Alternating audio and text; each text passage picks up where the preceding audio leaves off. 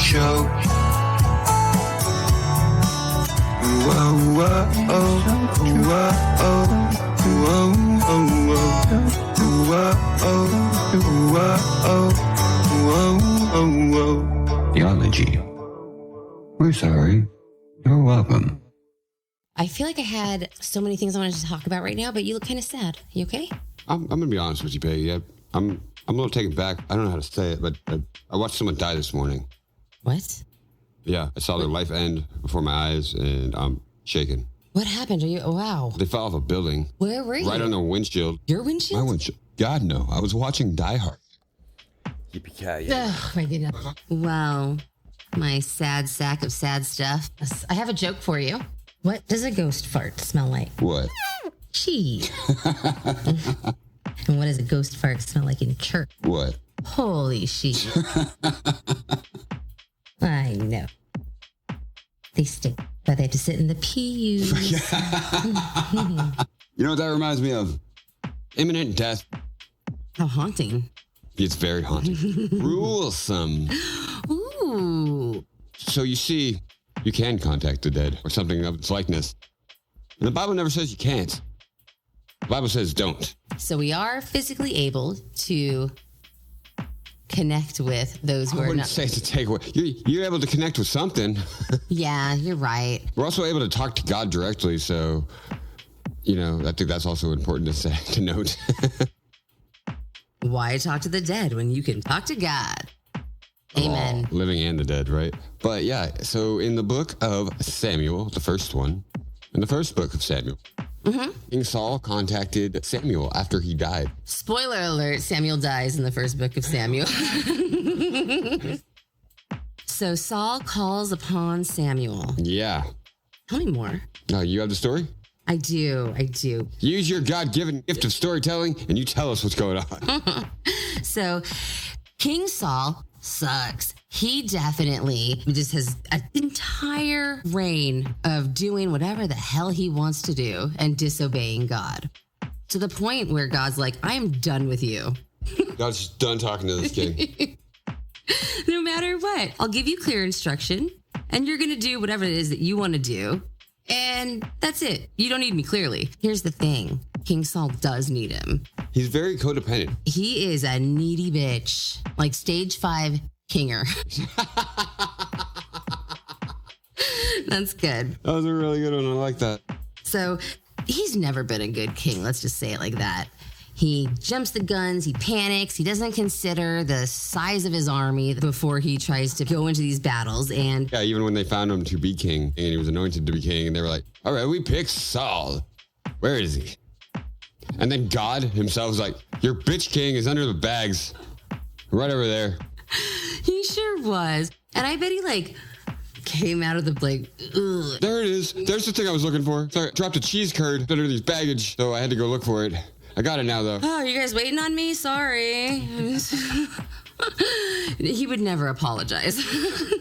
I get the vibe, almost acts humble, but isn't humble. You know what I mean? Like gifted kid syndrome. Oh, I could see that. He definitely would never do anything of note, but want all sorts of praise. No one told me they were proud of me for not shitting my pants. I can't believe it. I did just become king. I don't know if anyone noticed that. Not by my doing. Why would it have to be by my doing? Look at me. I'm magnificent. I'm tall. I wouldn't even say magnificent. You're just tall, sir. When they introduce him into the story, his dad asked him to go find his missing donkey. Mm-hmm. And he goes and he looks at 4 places. This is stupid. Donkeys ain't here. Yeah, donkeys aren't here. This is dumb. Oh, let's go to that other town. Maybe they're there. The one with all the cute chicks. That's where I would go if I was a donkey. So the donkeys are important too because they were modes of transportation and such, but livelihoods, and they owned a lot of them. So they had money. So Yes. you know he was just a little hee-haw on their way through everything. But the donkeys were running away from him. He was so bad. I got stupid's here.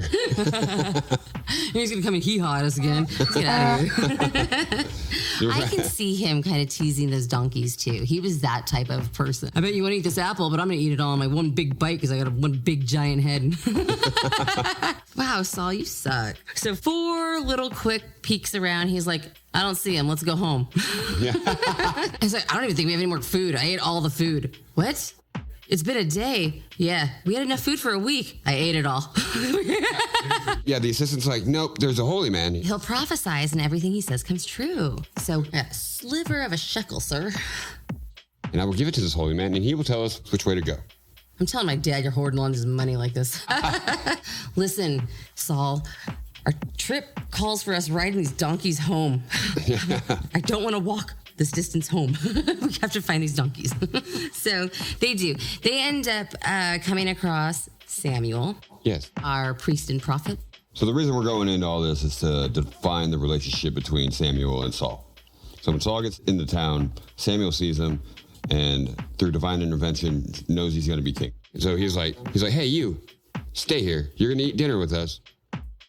He's like, sits up at the head of the table. He's like, hey, they picked this piece for you. It's like the prime cut of the meat. Oh, it's buttering him up. He's like, ooh, this is pretty cool. He's like buddy with him, right? Sends a servant to run off in front of them so he could have alone time with him. He anoints him as king. He tells him all these things about himself to prophesize for him and just creates this bond with him. From the get-go, Saul's like, that's my guy. That's my dude. You know what I mean? Saul was? Yeah. Saul's like, Samuel is my guy. Oh, okay. Dad's cool or whatever, but that's daddy. Okay. That's Papa Samuel. Papa Sammy. Papa Sammy. Daddy Sam. Daddy Sam. Ooh, good old Daddy Sam.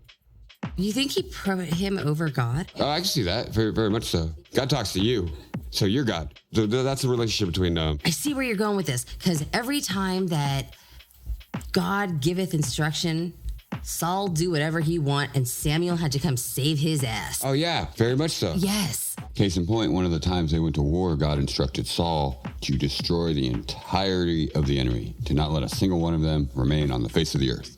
I think this is what pushed God away. Yeah, he was like, a straw. Okay. Which I can see that.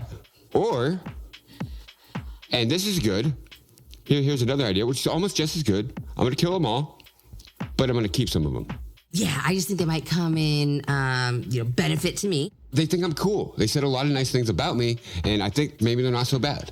I just like the way they look up to me. So. Right. Like, you're so cool, Saul. Right, and then he lies about it. He lies and says that, it was my soldiers that kept him alive. And it's like, you bitched out. You can't even own up to what you're doing? Absolutely not. And he's like, okay, well, I was going to sacrifice him to you. You're going to lie again? You're going to try and outlie your first lie? I love Samuel responds to that. He's like, okay. Well, let's go kill him. He does too. Yeah, Samuel's like, I am just done. God's done. We're done. And then Saul has this begging moment of like, please, I'm remorseful and come on, I need you. Let me go worship with you. Yeah, they're going to be like, Daddy Sam just yelled at Saul. Mm-hmm. Not King Saul is King Saul, but Daddy Sam just yelled at Saul. Everyone can't think that. Saul's always second runner-up. Always in his own mind. Yeah. Even the donkeys. Right. I love how Samuel handles it. He goes and let's go worship. He's like, follow me. I could just see. Saul's like, don't worry, I'm not going to kill you. I'm king. I'll protect you. They're like, okay, that's cool. Saul, we knew you were cool. Saul walks in behind him. He's like, sorry, guys. And Samuel just pulls out his sword and like kills all these fucking dudes. Oh, yes. My answer to that is yes. See Samuel just like, I'm done doing your job. Yeah. I have my job. You don't do your job. Yeah. I have to do your job. 2 jobs. And I don't have time for this. Right. I've priestly stuff to do. Yeah. And also, you're making God mad. When God's mad, we're all mad. So Samuel dies. Very unfortunate. Everyone grieves. And now Saul is utterly alone. No God. No Daddy Sam. Nope. And he's really stressed because at this point, he's up against the wall with his enemies, right? A rock in a hard place. I'm so lonely. Yeah, my kids don't like me. Just the worst. Yeah, so he decides, I'm going to talk to Samuel. No one's going to stop me. So he's just going to go to where he was buried and talk to him there? Yeah, where he got hit. Saw the side of the road. So he got that little shrine right there. They have a memorial. With little candles. No. No, he goes to the Witch of Endor. He goes to the Witch of Endor. What a name. The witchcraft and sorcery and all of the communicating with the dead. God says no. So these people have been kicked out. Like, you're not supposed to, they are bad news bears. They do abominable things. Right. Necromancers. And Great word. the worst. It reminds me of, I don't know, necrophilia. Yeah. You don't want, they're bad dancers. Yeah. Oh, that's like when you throw up when you eat, right? Yes.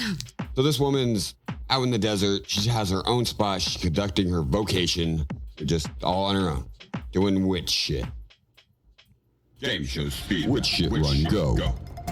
Living like a gypsy. Talking to mirrors. Good collection of fortune-telling crystal balls. Lying on broomsticks. Wearing black. Claiming directions. Talking to their cats. Making apples poisonous. Stealing kingdoms. Having houses fall on them. Talking in rhyme. Wiggling their noses. Eat kids. Building candy houses. Turn them into mice. Cook stews. Nuke. Protect their spell book. Wearing out-of-date hats. Breadcrumbs. Who left bread? Hansel and Gretel. Oh. They thought this will get us home. Oh. They spoiled and fattened up the kids. That was the witch. Yeah. It was like, ooh, that way I can eat you. And then they pushed her in a fire. A good old chemical burn. Oh, that's why they're all single. That and their noses. And their bony fingers are always pointing at people. Cursing them. Oh. I wanted to say tricking wolves, but that's just a wolf trying to eat a grandma. I'm mixing up my... That's not witch shit. That's wolf shit, for sure. Befriending Harry Potter. Being Harry Potter. Yeah, he's a warlock. And boy man. Boy man. Man witch. Boy witch. Little cub witch. Cub witch. Of the cubbin. Aw, little cubbins. I don't even know if most of this stuff's true or if Hollywood has cooked up these lies about witches back in the Salem witch trials when they made up all these lies. Truth is, what they do out there is try not to get caught so they don't get burned or hung Or drowned. or drowned. Remember, it's like, if she's not a witch, she'll float. She dies. That was unfortunate, but Now we'll know. Yeah, now we know. We can all rest easy. A good Christian death. They fuck with voodoo dolls. Some of them would have to. Oh, yeah, some of them are witch doctors. Witch doctors? Yeah, we're learning doctoring around here. From the West, huh? We only like that Eastern, Western witch stuff. Wait, the Eastern witch stuff. Resting witch face. Things like that. Witch shit. King Saul gets into a disguise through the town, like this big, tall, lanky king self. It's like, what's Saul doing? I don't know. Let me do it. And no one cares. Right? Everyone can see it. There's like, who cares what he's doing? He's like, shh, no one can notice me. They're like, what is the king doing? They're like, please, don't even get me started. They're like, all right, that's fine, whatever. Being Saul. You go tell him. Pretend you don't see him. Just pretend you Yeah, right. Yeah. He says it all loud, too. Do they see me? That's right. So he finds the witch and he goes to her and says, hey, lady, I need you to talk to someone. I need you to communicate with someone. She's like, I don't know what you're talking we don't about. do that here. Yeah. That's I don't know if that you know this. stupid king is going to kill That's us. illegal.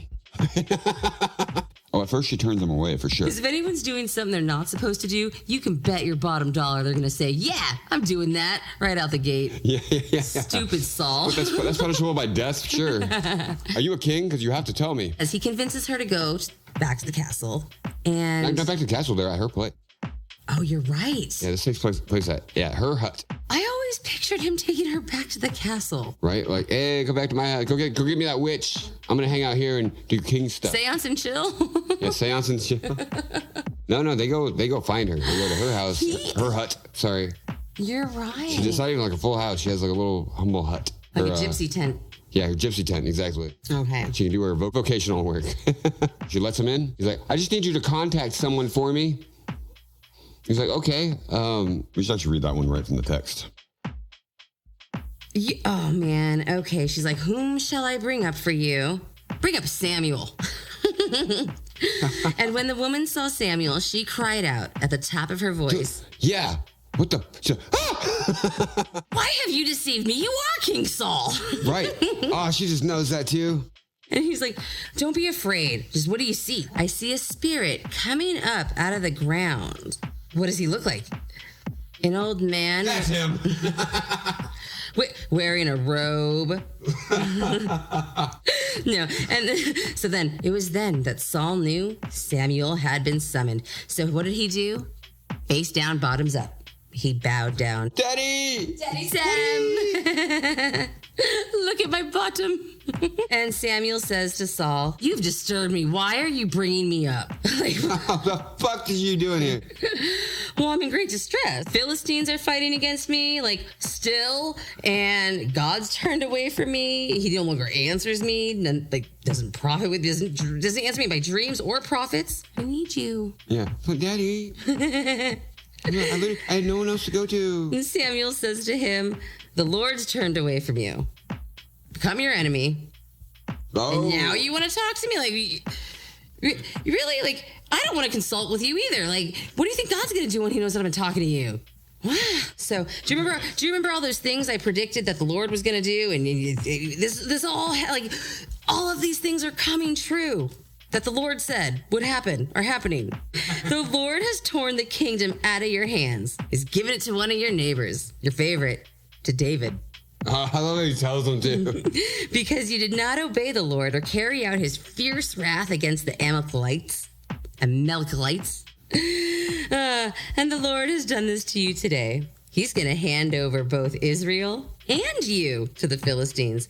And guess what? Tomorrow, you and your sons are going to be here with me.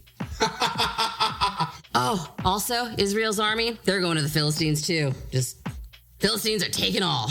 Except for you. I get you. Damn it! And immediately, Saul fell full length on the ground, just like a sack of potatoes. Oh, shit. Mm-hmm. I don't feel better. I'm supposed to feel better. I love this part, the Witch of Endor. Yeah, his strength was gone. He hadn't eaten anything that day. He couldn't move. He just hit the ground and wouldn't move. No, but this woman takes compassion on him. You are so sweet, Jesse, because your perspective is that of kindness, and I like that about you. Yeah. She took compassion upon him and fed him. No, she was like, please eat. She wouldn't like, I need to feed you so you get the fuck out of here because you're getting my floor all wet. Pretty sure that's exactly what she was like. With your big bitch tears. No, she wouldn't slaughtered a cow for him. Yeah, because... Fed him and her and his army a great last meal fit for a king. Look, if my friends know you're here, I'm gonna get killed then too, right? Right. You need to get the fuck out of my house. I don't think she had that. I don't have it in me to leave. The hell you don't. No, he was trying to leave and she was like, no, you need to eat. You need strength. No, he went and sulked on the couch, refused to move, just sat there like a little pouty baby. And she's like, oh my God, you need to eat something. Look, your maidservant has obeyed you. I took my life in my hands, did what you told me to do. Please listen. Let me give you some food so you can eat and have some strength to get on out of here. She had one fattened calf at the house, and she fucking butchered that fucker. She said it before Saul and his men. Fed them all. Which, I mean, wow. I've never had to butcher a whole cow before. Kill it for you real quick and just whip you up some cow. What a time. I know. So that's so good. So with that, here's a couple questions. Questions arise are, was that in fact Samuel who came and talked to Saul? Ooh. Or was it God? Mm-hmm. Or was it a devil? Ooh. Who's to say? We should get a medium to contact this lady. To the seance room. No, the onward. Yeah. Yeah, I don't know. That's a good question. I actually never heard that question proposed. I was just always like, oh my God, they contacted the dead. Oh my God. You know, that was just, blew me away. And Fuck Saul, though. I realized the Bible never said you can't do it. It never said it's impossible. God just said don't do it. And I think it's because you're fucking with shit you don't understand. We know demons, they came and they fucked women, had giant babies. They were the legends of old. So, yeah. Explain that one to me. I don't fucking get it. It's just a shit we don't understand that we're not supposed to be fucking with because we don't know how to fuck with it. I feel like it had a little bit to do with Nineveh, had maybe a lot of it to do with Nineveh, a little bit to do with little Sodom and Gomorrah. Yeah. Right. And that's why those are no longer here. So don't invite the things that God has cast out. That's true. But wasn't Nineveh forgiven? Oh, you're right. They were still up to no good, though. Probably. Wasn't it all no good? Redeemed only through Christ. God says there's nothing that's withheld that won't eventually be revealed. God's not lying to anyone. There's just like shit that you don't understand is beyond you and don't worry about it. I'm God, and I know how the universe works. Yeah, Like, you want to see my math? you want to see where the night sleeps? Believe it or not, night has to go somewhere when it's daytime's turn. Yeah. I know how to take it home. Do you? I know where to put it. That's insane. It is. Which is just like makes me like. So A lot of people go like, yeah, that's not how it works. How you know about science? I'd be like, I don't know. It makes me question what I think we know. there's a second level of nighttime. That's dark. I don't want to let anything in from there. I don't like the dark that I know. Yeah. The dark is like in the story, one of the plagues, the darkness that fell over. Like the creeping darkness. That's the darkness you're going to let in. Like, that was the paralyzing darkness where you just couldn't move. You're sticking your toes in the shit. You just don't understand. That's the thing. It's just the opposite. So you're going to get lied to. here you're in a spot where you're wanting to do things that you shouldn't do. And when you're in that darkness, you're wanting to do things that you can't do. Like move and breathe. Shit, that's funny. Oh, that's... What a sense of humor. Wow, that's right. That's fucking hilarious. And that's the full circumcision. Damn. Mm-hmm. Yeah, that's crazy. God not telling people everything is kind of like, I can't tell you because you fuck it up. Well, It's like when a chick tells a dude and she's like, oh, I'm going to come. And he's like, what? I'm doing great. And he starts fucking it up. He's moving around extra and shit. Well, yeah. I'm doing something awesome. He's like, no, you're fucking it up now. Why did I tell you? she very clearly says, don't stop doing what you're doing. And he's like, okay, I'll do it all different. You got it. It's also like, when you have kids and they're kids, so they don't need to know about your mortgage payments, and because it's like, that's not kid stuff.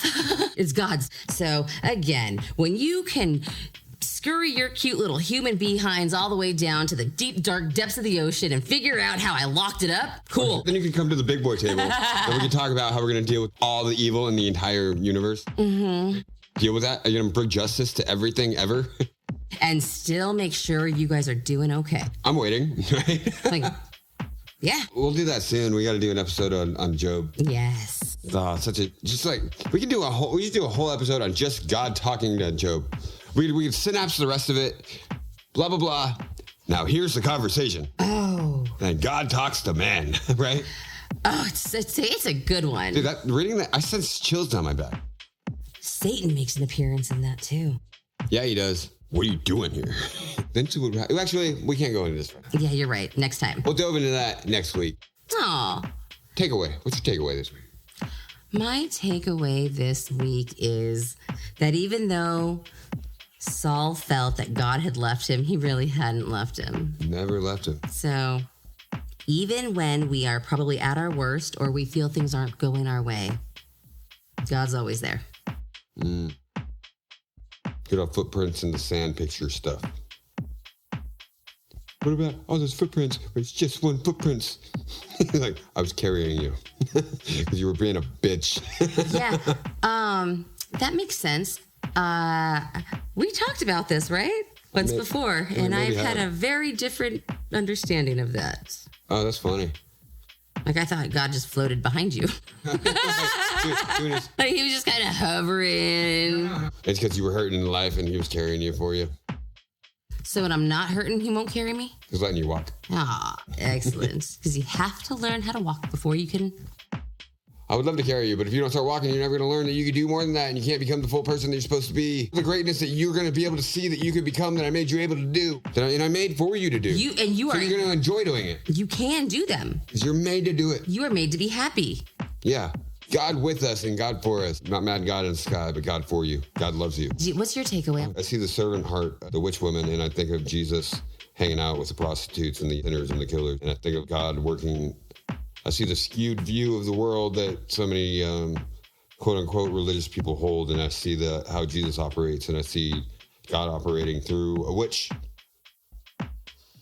Yeah, I just see the invitation there. See the invitation to serve and to love and work with God's work no matter who you are. What a blessing and what a great invitation. That is good stuff. Idea that anything less than perfect isn't worthy of God is crazy. That's insane. Only God is perfect. I know. Anything else is perfect is a liar. Yeah, and lies don't fly. Hey, guys, talk to God. Hey, talk to God more. Tell the Lord the desires of your heart. And honestly, and I mean that. And mostly, I love God so much. Yeah. New Testament stuff. Anyways, But we want to invite you guys to join the conversation. We want to invite you to hit us up. Your favorite social media, we're on it. So look us up, and we want your takeaways. We want your stories. We want to know where God in your life. We want to know. Share your thoughts, even if they're not our thoughts. Yeah, even if you think we're talking about the dumbest book ever. It's a good book. We could be reading Clifford for all you care. If you like the show, get involved. You're our homies. So yeah, let's chat. Yeah, let's be besties. Log off. Peace out, Cub Scouts. Well, welcome back to the show. Whoa, whoa, oh, whoa, oh, whoa, oh, whoa, oh, whoa, oh, whoa. Theology. We're sorry. You're welcome.